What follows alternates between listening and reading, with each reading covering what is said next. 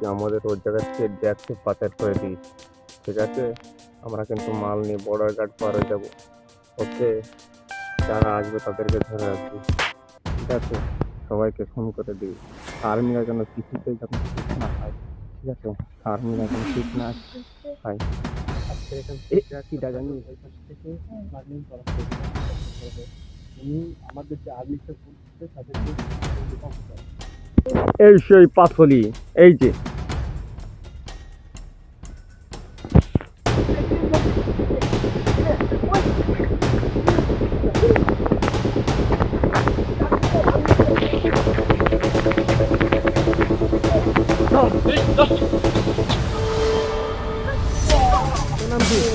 এটার নাম কি বল?